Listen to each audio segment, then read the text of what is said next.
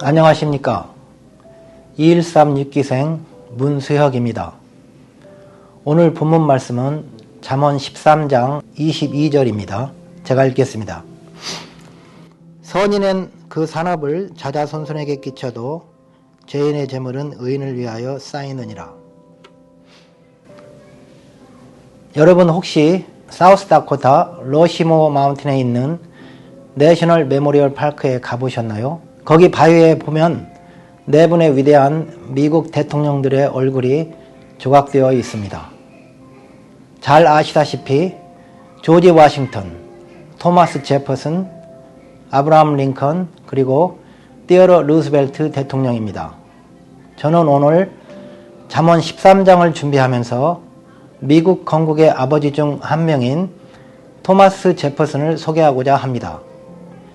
토마스 제퍼슨은 미국 건국 당시에 초대 국무장관을 지냈고 2대 부통령 그리고 제3대 대통령 등 건국 당시에 국가의 중요한 요직을 두루 거치면서 미국 국가 설립의 기초를 다진 인물입니다. 특히 미국 국가 건국 당시 독립선언문을 직접 작성해서 국가 건국의 이념과 토대를 마련한 건국의 아버지들 중 핵심 인물이라고 할 수 있습니다. 제가 몇 년 전 제 가족과 워싱턴을 여행한 적이 있었습니다. 캐피털에 가면 워싱턴 모뉴먼트를 중심으로 아브라함 링컨의 동상은 국회의사당을 향하고 있고 토마스 제퍼슨의 동상은 백악관을 바라보고 있습니다. 토마스 제퍼슨의 동상 옆에는 모세의 십계명이 보였고 동상을 감싸고 있는 지붕 아래 벽에 보면 제퍼슨이 직접 쓴 미국 독립선언문 원문이 적혀 있음을 볼 수 있었습니다. 저는 토마스 제퍼슨이 직접 작성한 독립선언문 원문이 어려운 단어로 써 있어서 잘 이해가 되지는 않았지만 인내심을 가지고 끝까지 읽어보았습니다. 제가 지금도 기억하고 있는 중요한 문장은 All men are created equal 이었고 인간의 생명을 귀하게 여기고 인권에 대해서 많이 강조한 문장들을 기억하고 있습니다. 저는 그 전까지 All men are created equal은 링컨 대통령의 슬로건인 줄 알았는데 그 전에 토마스 제퍼슨이 작성한 미국의 건국 이념이었음을 그때 알았습니다. 왕들이 통치하던 시대에 제퍼슨과 건국의 아버지들은 지금의 민주당과 공화당의 민주적인 양당 제도를 채택해서 권력의 견제와 균형을 유지하게 하였고 종교의 자유, 언론의 자유, 집회의 자유 등 기본 권리를 허용했으며 인간의 존엄을 귀히 여기는 민주국가의 헌법 조항들을 제정했던 것입니다.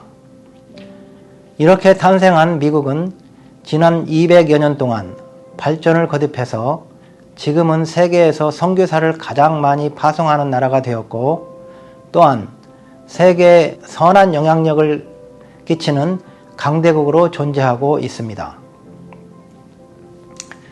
몇 년 전 뉴슨교회 웹사이트에서 교회 역사라는 링크가 있어서 클릭을 해봤는데 교회가 창립될 때부터 그때 당시까지의 중요한 기록들을 알려주는 교회 연역을 볼 수 있었습니다.